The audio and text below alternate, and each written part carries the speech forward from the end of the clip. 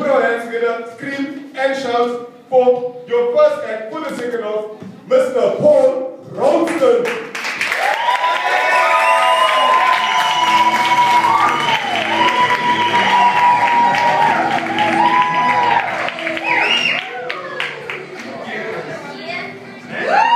Stylish motherfucker. Oh, I've just spoiled the first rule. I wasn't supposed to swear tonight. Where was I? So yeah, good evening everybody. I'm not quite an open mic. I did a set 2 weeks ago, the first set I've ever done in my life. So before we start, don't worry, the professional comedians at the back of the room right now doing their warm-up exercises and taking spectacular quantities of drugs. I'm joking, obviously, they're not doing any fucking exercises. But no, you know, the professional comedians, they've got, this venue serves a very particular purpose in comedy. It gives the pros the chance to come and test stuff, see if it works or not. So, you know, they get to get up early in the morning and write a joke. They get to get up and they go, they're thrown out and they write a little joke. What is it about white people and cucumbers? And then they come out here on a Sunday night and they go, oh yeah, what is it about white people and cucumbers? And then when nobody laughs, they get to go and do their A material. They get to do the when my white people laugh jokes and when my hair weaves. Me, I've got no fallback material because I don't want to do anything in this set that I did in the last set. So if I bomb on my arse tonight, I may have to strip.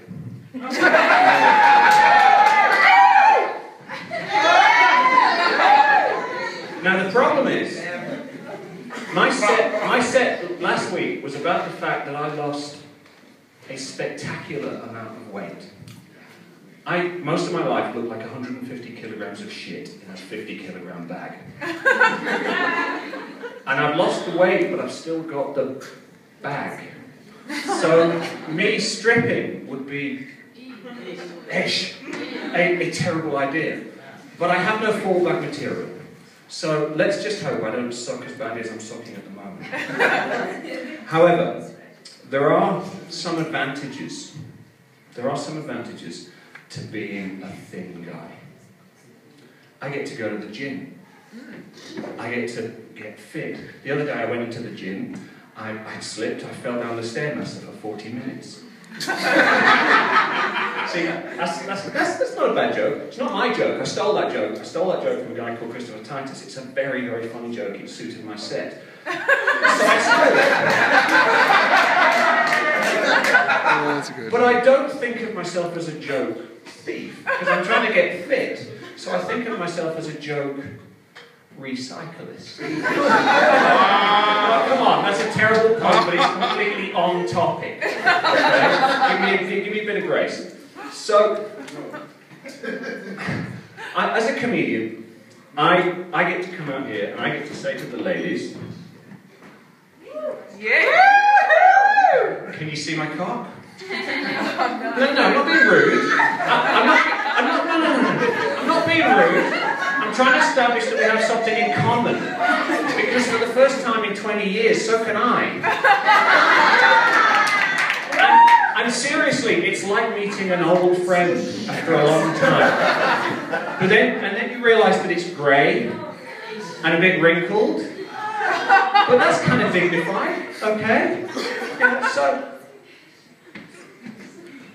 what I don't get to do is I don't get to come out here and do the sort of the jokes that some of the other comedians do. I don't get to come out here and do the sort of, hey, I was just fucking this girl. I can't do those jokes because I blush. And that entirely undermines the gag. Because I'm not the kind of sexually confident guy. I've not been thin my whole life, I've been fat. And I can't do that. And then I realised after I did the last act, I got a problem. How long can a guy that's now thin keep doing fat guy jokes? Okay? I mean, I made that fella at the back of the room look reasonable size. I made I made Jason Goliath look like Donovan Goliath. I was spectacularly fat. But now I'm not fat. And it feels a bit cruel, right? And I start to think to myself, how long was it that Michael Jackson could do his black material? And then I think to myself, how long can our MC for tonight, Rish, keep doing his straight material before it's... So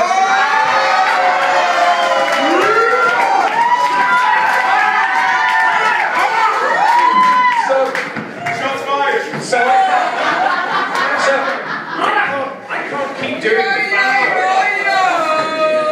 I can't keep doing the fat jokes. So what I've got to do is I've got to do jokes about stuff that interests me. And what interests me is words, language. I'm a writer by profession, and I love words, and I love dirty words. Right? The last set, okay. The last set I did. After I did it, my mates all said to me, "Fuck, Paul, you swore a lot." They said, "Fuck, Paul, you swore a fucking lot." And I watched it back, and yeah, I had a kind of a case of comedy Tourette's. I kind of, every time there was a pause, I said, "Fuck."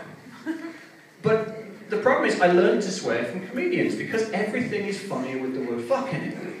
And that's why I love dirty words. I love dirty words, like moist. Moist is a spectacularly dirty word. Moist isn't a... If you describe somebody as being moist... The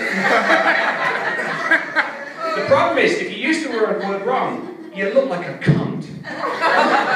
And you see, there's the problem, right?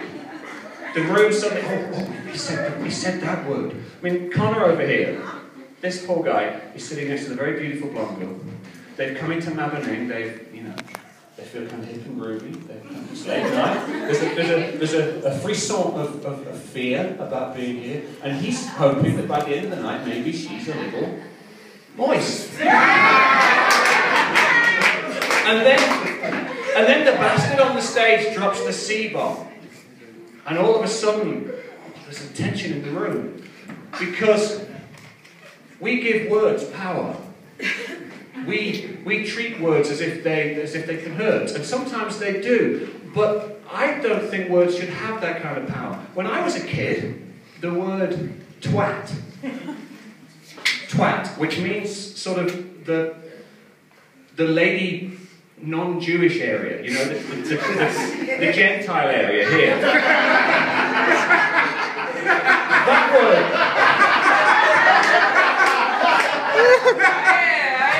Some people will work that out later. That word when I was a kid was the same as the C word. Now they use it on kids' TV. And yet me, whenever I hear an advert for Tiger Wheel and Tyre, I blush. Right?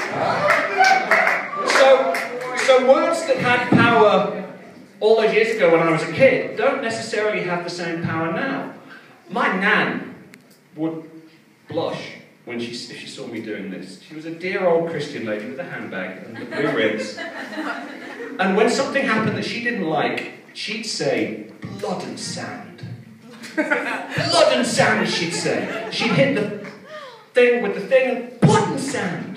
She'd find out the thing had happened, blood and sand. Now what was she actually saying? My nan, when she said blood and sand, she was saying, "Fuck me." Right? So her intent was to swear, she just didn't use the word. So did she swear or not? That's an interesting question, right? And then you start to think, some words, I've been married since 1989. 1989. I'm still married, amazingly. And I know that the word fine is the most violent word in the English language. Are you going to go out to play poker tonight? Yes. Fine. Are we really going to do this? Yes. Fine. And don't get me started on whatever. Right? So, words Not all swear words are swear words. I can say fuck in the middle of a comedy show and it doesn't mean anything. But I can say fine in the middle of an argument and I'm not getting laid. But there are. Thank you, Mr. Pavlov. I'll be there for my dinner just now.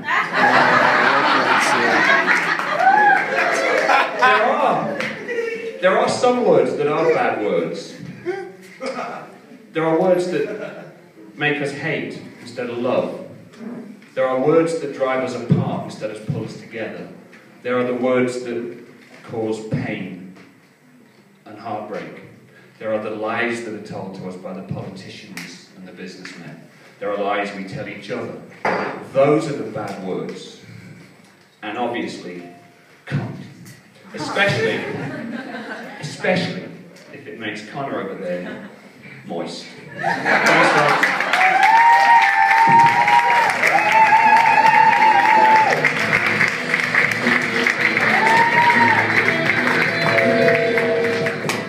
Wow, give him a better round of applause, Mr. Paul.